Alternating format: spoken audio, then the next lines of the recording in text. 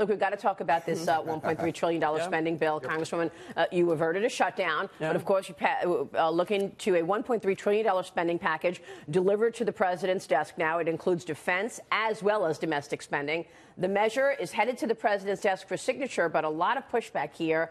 You voted yes. I did, and it was a very hard vote. I'm a fiscal conservative. I hate the fact that we're spending. I don't like the fact that we're dependent on all this debt and deficit. We tried to get this done through our American Health Care Act. Remember, we had significant reforms to the mandatory spending side.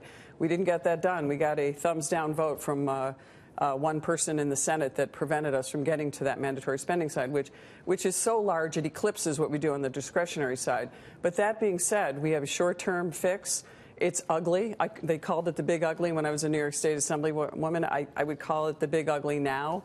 Why can't you just say no? Why can't you just say no to the Democrats that want all this spending? I would love to say no. The president actually supported this.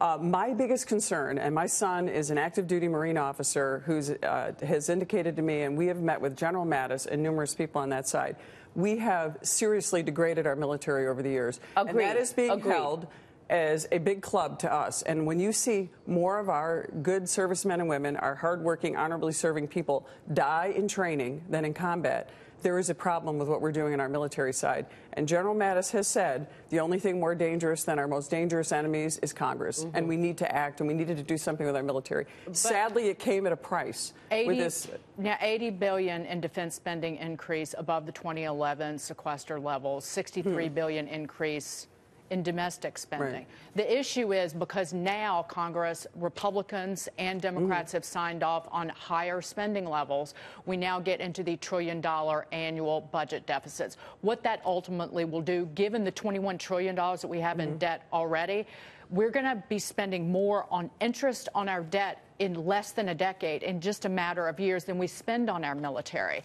So this might be a short-term fix for defense spending and our military and those who are serving this country. However, we put that very spending and put our safety in jeopardy because we can't rein in our spending. That is the catch-22. But I think we can rein in our spending. Let you understand. We do not have 51 reliable votes in the Senate.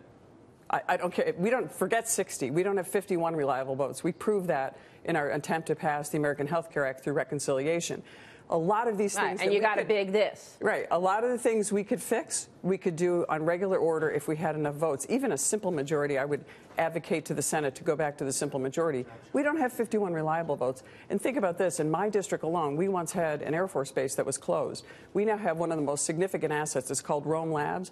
This asset is producing cutting-edge technology for the future of our military conflicts, which in the long run will create efficiencies, will make us able to deal with the asymmetrical enemies that we face now. So it's really important that some of these things happen. They also produce a lot of jobs in my regions which have been lost. I have some of the largest outmigration in the state of New York and in the country. And so these are companies that are, companies that are also part of the former Air Force Base, companies that are dependent, that our military is dependent on for many of our technologies. So I advocated for those, for me to turn around and say, hey, I'm advocating for these on the appropriation side, and to say, oh, by the way, I'm not going to vote for it because I don't like what happened on the domestic side, because we had to meet the needs of what the irony is, though, the Republicans are now at even greater risk of losing the majority in the House and the Senate because of the tariffs and the retaliation from China. If you look at hog-producing states and soybean producers, those very farmers, because of the retaliation by China and the U.S. actions, are going to get smacked in the face. Right. And those are the very areas of this country that Trump won. These are the states like Iowa that sent him over the top in terms of the Electoral College. There were technical corrections, though, in the appropriations process and some of these issues that were in the tax bill that would help with some of the trade and some of the issues in there. We still need to revisit NAFTA. We still need to revisit all these trade deals and do them, I think, on a unilateral basis. I don't think,